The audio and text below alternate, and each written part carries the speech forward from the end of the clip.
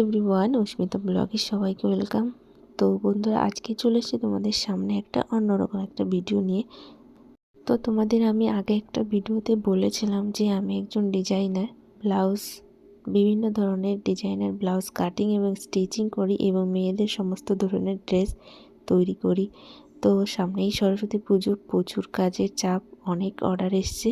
তো একজন আমাকে একটা শাড়ি দিয়েছে, বলেছে আমাকে একটা লেহেঙ্গা আর লেহেঙ্গার যে ব্লাউজটা সেটা তৈরি করতে।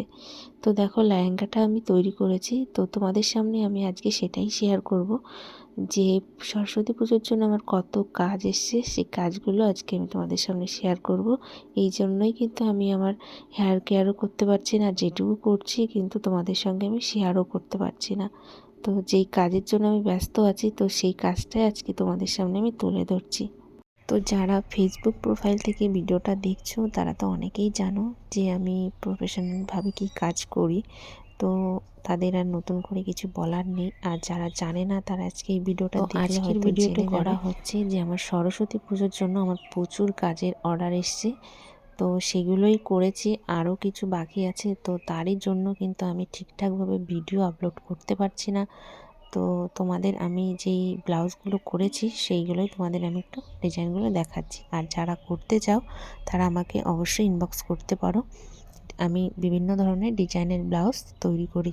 একটা বেনারসি শাড়ি, সেটা আমি হাতে কুচি দিয়েছি আর পাইপিং দিয়ে প্রিন্সেস কাটিং করে ব্লাউজটা তৈরি করা আছে। আর হাতে বাই কালার দিয়ে, মানে শাড়িটা হচ্ছে ভিতরে হলুদ আর রেড, তো বাই কালার দিয়ে কুচিটা করেছি। তো এখানে প্রিন্সেস কাটিং দিয়ে ব্লাউজটা তৈরি করা, আর দেখো পাইপিং দিয়ে। তো ব্লাউজটা দেখো খুবই ভালো লাগছে। আর এখানে দেখো কাপড় খুব কমই ছিল, এই জন্য দুটো করে লাটকান হয়েছে, বেশি হয়নি। তো একটু বেশি লাটকান বানালে কি ব্লাউজটা আর একটু বেশি পিছনটা বেশ ভালোই লাগতো। তো নেক্সট ব্লাউজটা দেখো, এখানে একটা ভেলভেট কাপড়ের ব্লাউজ। পিসগুলো সব আমারই, মানে এখানে কিছু কিছু পিস দিয়ে যায় শাড়ির পিস, আর আমার নিজের পিস দিয়ে আমি অনেক ব্লাউজ তৈরি করি। তো আগের ব্লাউজটা ছিল ভেলভেট কাপড়ের স্লিভলেস, আর এই ব্লাউজটা দেখো একটা সিল্ক কাপড়ের উপরে, পিছনটা পুরো গোল আর সামনে প্রিন্সেস কাটিং দিয়ে, সামনের গলাটা হচ্ছে সুইটেড গলা আছে। আর হাতের ডিজাইনটা দেখো একটা প্রজাপতি তৈরি করা, মাঝখানে একটা নিমকি শেপের মধ্যে প্রজাপতি তৈরি করা। তো ডিজাইনটা দেখো ভালোই লাগছে। এই হাতাটা যদি আমি পুরো বাজুতে উঠিয়ে দেখাতাম তো আর একটু ঠিক লাগতো, কিন্তু ব্লাউজটা অনেকটাই ছোট, মানে আমার হাতে ঢুকছিল না। আর তো সামনের গলাটা দেখো সুইটহার্ট গলা, প্রিন্সেস কাটিং দিয়ে ব্লাউজটা তৈরি করা হয়েছে। তো ব্লাউজের ব্যাক সাইডে কয়েকটা লাটকান বানানো হয়েছিল। তো নেক্সট ব্লাউজটা দেখো, এটা হচ্ছে পিওর কটনের একটা ব্লাউজ, পিসটা আমারই। তো এটা হচ্ছে প্রিন্সেস কাটিং দিয়ে তৈরি, বাজুতে একটু ডিজাইন আছে। ডিজাইনটা একদম দেখো একটু হালকা লাভ শেপ দিয়ে এখানে একটা ডিজাইন, আর সামনে দুটো লাটকান বানানো হয়েছে প্রিন্সেস কাটিংয়ের। সামনে ডিপ গোল গলা, পিছনে ডিপ গোল গলা, আর দুটো পিঠে দেয়া আর কয়েকটা লাটকান দেয়া।